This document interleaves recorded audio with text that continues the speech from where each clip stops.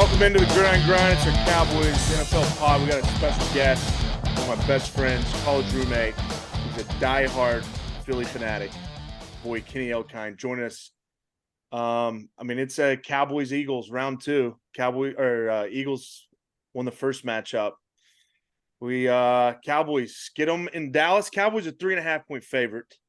What is the tone and the mood up there in Philadelphia, Kenny? There's been some panic because of this 49ers game. Honestly, I'm not panicked. The Cowboys Eagles always usually ends in a split for the year. It does. Cowboys are going to be geared up, obviously, and they've been playing some pretty good ball. So it's going to take a monstrous effort for the Eagles this week. See, you think so? I do, man. We've been leaking oil in the linebacking and secondary. It's leaking oil. Our D line is tough to deal with, but if we're not able to cover guys long enough, then I know Dink and dunk, because Brock Purdy was just lighting us up pretty much. Are the 49ers pretty much? Yeah. See what you did there. Yeah, sorry. I realized I had a green shirt on, and that's not going to work. It's not going to work. Not this week. Sorry for the premature exodus, but I think Kenny's right. I mean, obviously he's got the intel that we don't. But I agree. Brock Purdy had all day, and when you can't get to the quarterback, it doesn't matter how good your secondary is. It's hard to cover guys for 5, 6, 8 seconds. Somebody's bound to get open, and with the weapons the Cowboys have, if the O-line can hold up, and that's if we can protect Dak, because you don't know what kind of game you're going to get out of Terrence Steele. So if Dak's we talked about it last time. I think he cost us the game last time. Yeah. So if we can keep him up, I think Kenny's got a point. We can get it to the weapons, get down the field. What about the 49ers? Are they the team to beat now in the NFC? They drummed both Cowboys and Eagles. I feel like, I guess their question mark was the quarterback position, because their skill players are elite, and their defense is top notch. And he's playing good football. So, I don't see why not. They took it to us. And again, with the Eagles, the last, month, they've been asking to lose some of these games. They've been squeaking away barely. So it was almost like it was bound to happen. And the Niners, a good team, played really well and absolutely took a dump. That's what I think. I think the Cowboys are catching the Eagles at the perfect time, because we've been talking about it for the last 5 weeks. The Eagles are just winding down their really tough stretch. The Cowboys are just starting their really tough stretch. And the Eagles somehow finding a way to win. The Bills or the Chiefs game, if the receiver Scantling catches the pass, he drops it. Eagles find a way to win, come back and win that one. The Bills in overtime find a way to win that one. And then just ran into a buzzsaw, the 49ers. Yeah, and go back to the Eagles-Cowboys game. The Eagles had 4 yards in the fourth quarter? 4 yards of total offense in the fourth quarter. The Cowboys had 160. So for us to get away with that one was, it's nice. A win is a win. But a lot of things had to go our way in the right spots for them to walk away with that win. That's one thing we talked about too on the show all year, is leading up to the first one, leading up to this, is how, there's some panic in both camps, because last year offensively, Dallas and Philly blowing teams out right and left, just putting up points. And then this year, like you said, Philly, of course, Dallas installing a new offense, Dak not turning the ball over. We're trying to, this Tex Coast, I believe is what they're calling it. And then Philly is a lot more close games. And so it is kind of worrisome. But then, like you said, at the end of the day, a win's a win. And I think we would rather blow teams out. But again, like you said, winning close ones, that's something that good teams do. So that was one thing we kind of were like, man, it's a lot closer than we liked, but we got it. we got it. And so I heard it's kind of the same thing. I heard something, Kenny, and what's the rumors going on up there? Is Jalen Hurts? Is he hurt? Is he like healthy, or has he got something going on health wise? I don't think it's like a serious thing. Like they're not making a big deal about it. He's been pretty durable. I think like his knee had like a little Oh, that's what it was. He got hurt the knee. Yeah. yeah, something with his knee, but I don't think it was anything major. I mean, but with his style of play, something small could have effects in certain areas because I mean they rely on him a lot with the ball. He runs it a good bit. So I mean, I'm sure small residual effect. Yeah, it can. He's not running as much I'll this say year. this though, like he's played well down the stretch when we've needed him, which has been like good to see because people still question if he's going to be the guy or not. Not as much as they used to, but there's still that little question. And down the stretch, those couple games that we won, he really played well. Buffalo, especially. Yeah.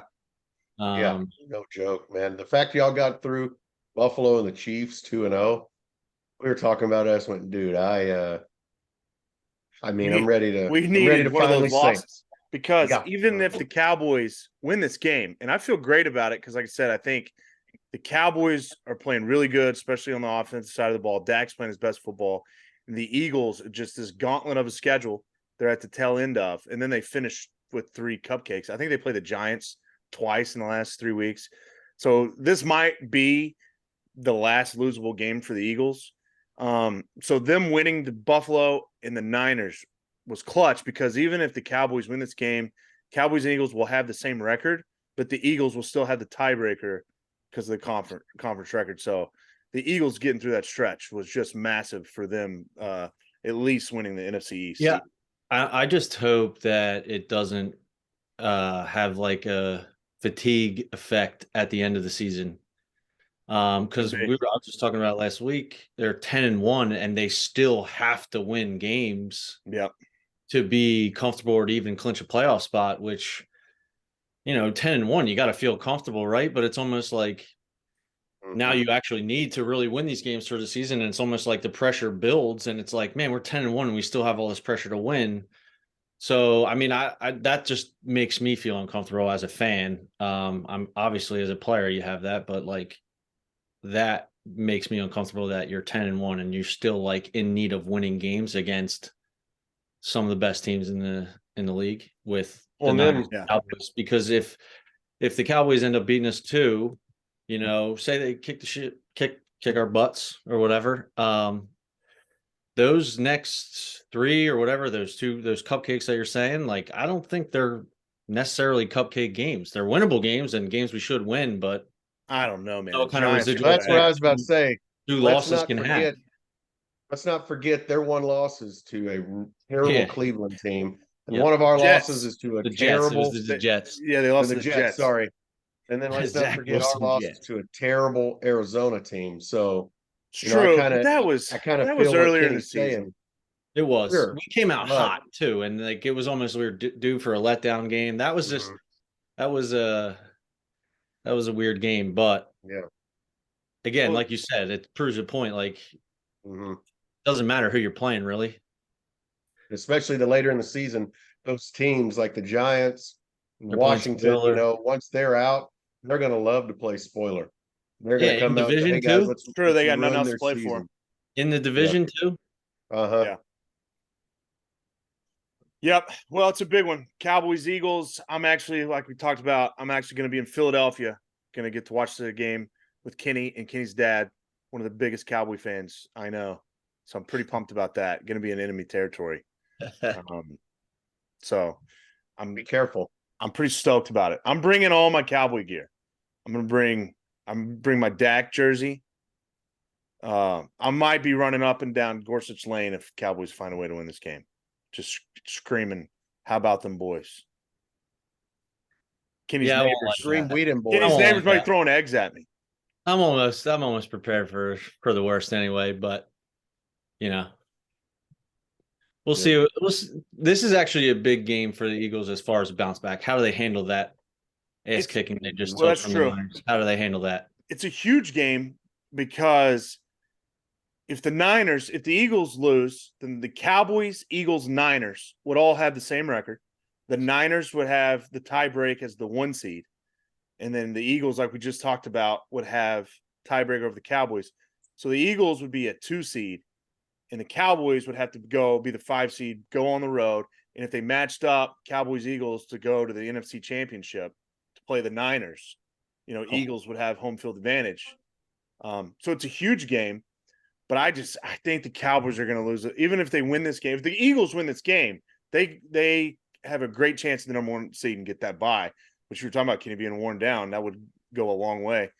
But I just have a feeling. I feel good about the Cowboys this game. They're favored by 3.5.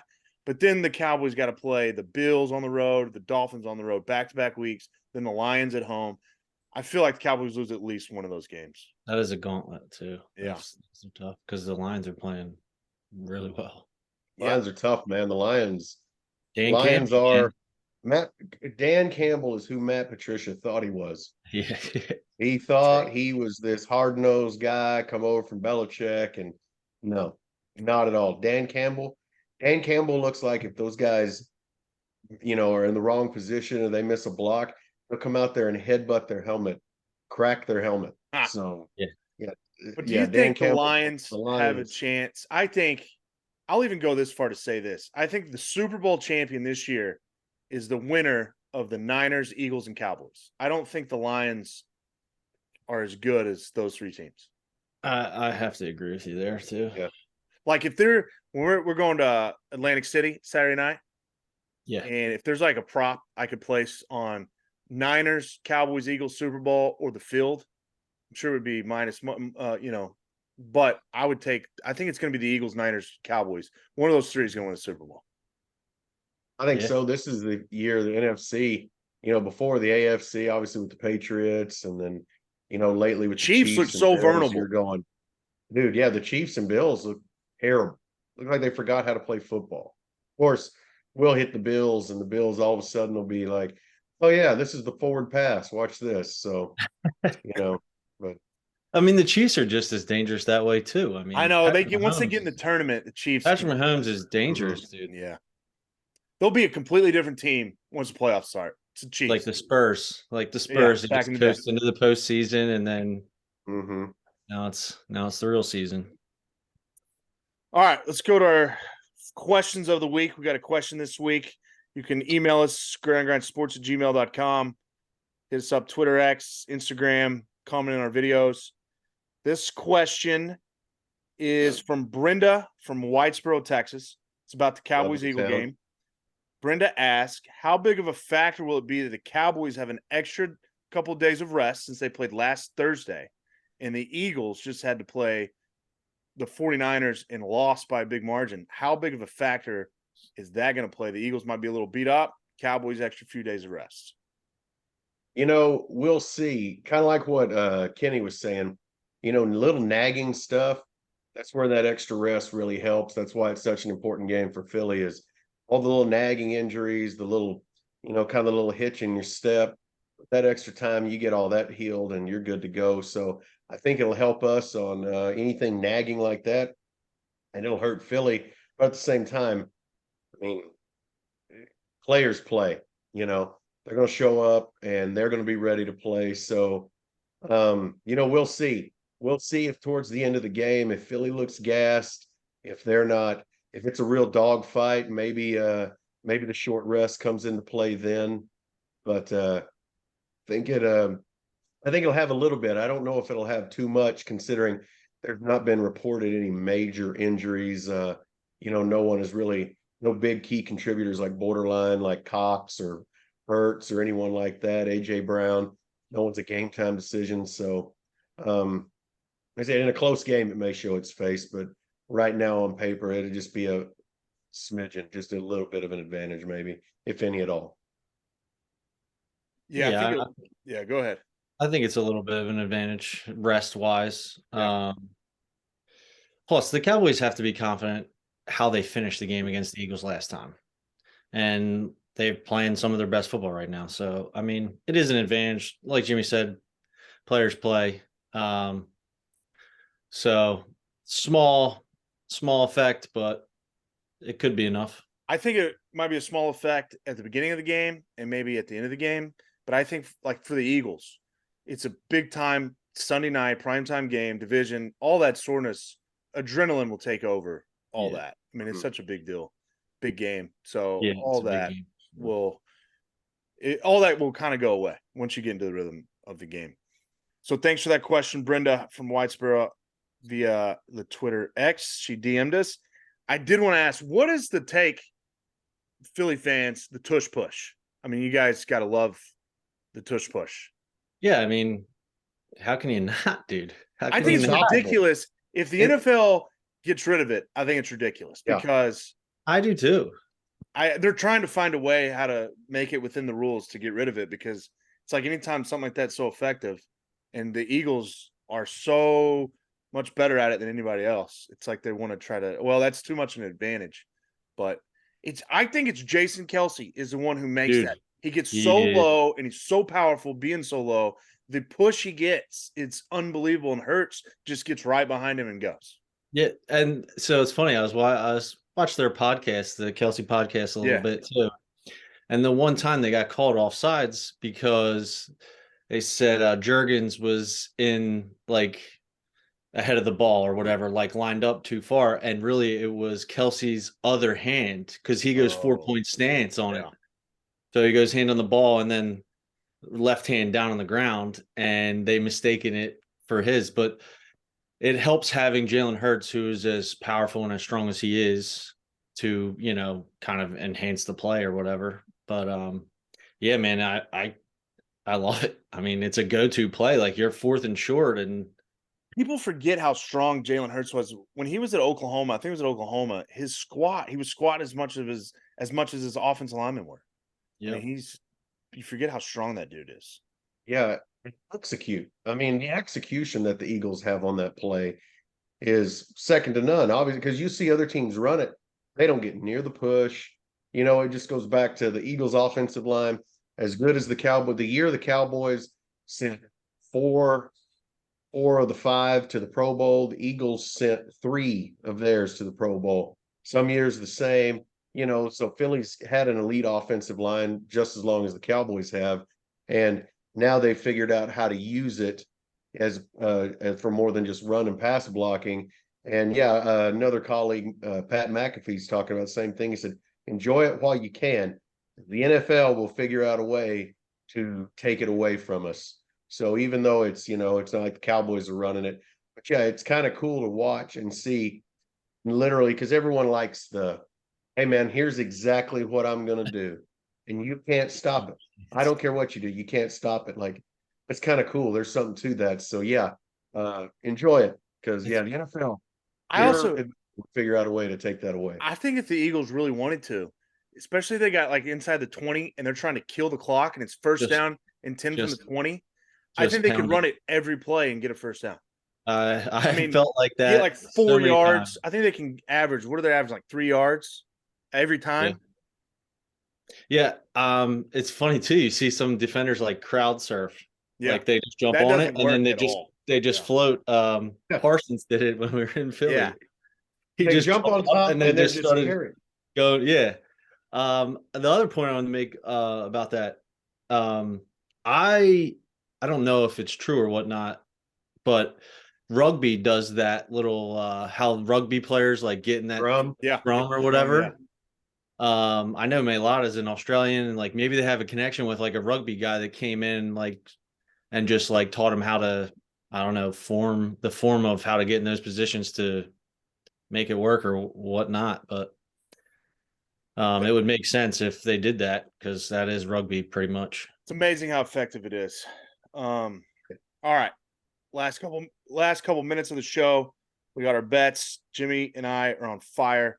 Last week I was 3-0, Jimmy 3-1, 25-12 for myself on the season. Jimmy 25-18. We've been bringing in the big bucks all year. Jimmy, I got 3, and I'm sticking with the unders. Did you know?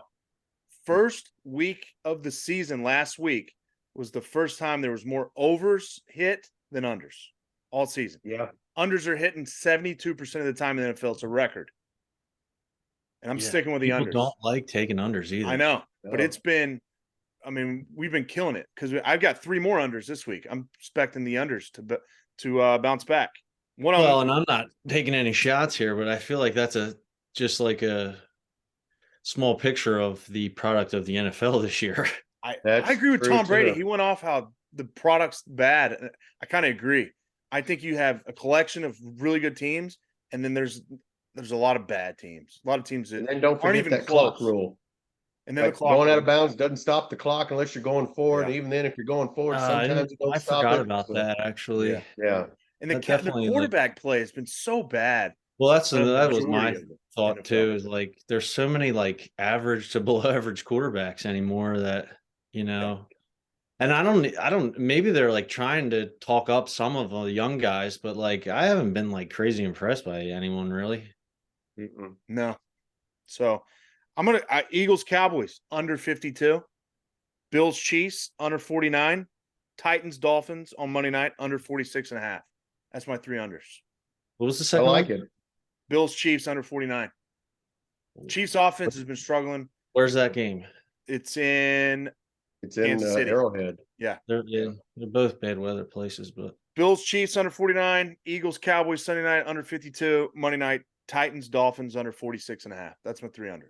I've got 4. that Chiefs Bills one is such a ballsy one, but I like it. I know. 70. I got it over. You're going over. I'm gonna ride the train from last week. Rams Ravens over 39. I think Lamar and that offense, they're gonna get going.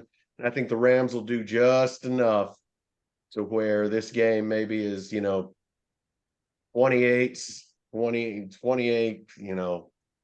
10, 28, or 28, 10, 20, 14, 28, something like that. So yeah, I think over 39 Rams Ravens.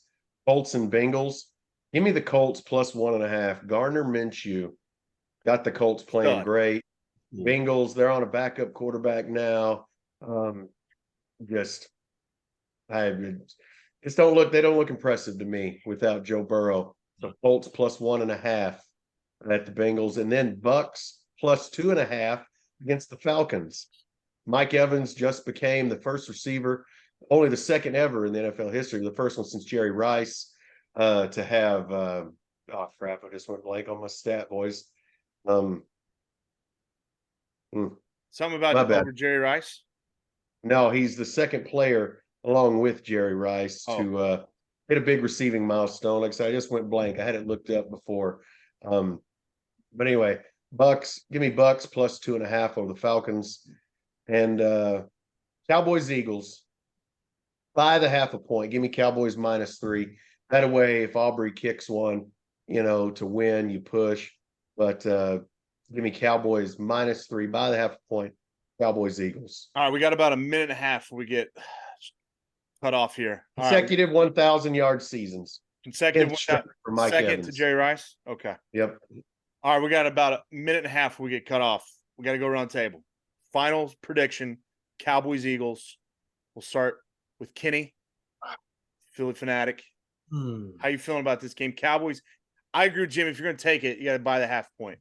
But if you're taking the Eagles, you keep that 0.5 point. 100%. I'm gonna go. I gotta go Birds, so I'm gonna go Birds 31-27. Okay, that would hit the over. Jimmy already picked. I'm gonna go Cowboys 27, Eagles 24. That the Cowboys win by 3, and 51 would be just under. So I like the Cowboys in a close one. Aubrey field goal wins it. Dak drives them, gets them down. Aubrey kicks it for the win. I like that. I'm going to go Cowboys 30, Philly 24. Cover. Cowboys cover. Over might be in jeopardy. With the hook. Yeah. All right. Thanks for joining us. Gridiron Grind. Thanks, Kenny, for joining us. We're about to get cut off. Gridiron Grind. Thanks for having me, boys. Apple Podcasts, YouTube. Check us out. We'll see you guys next week. We'll try to do a post-game show, tentative post-game. It's going to be late. I'm going to be up in the East Coast. So we'll see about the post-game show. See ya.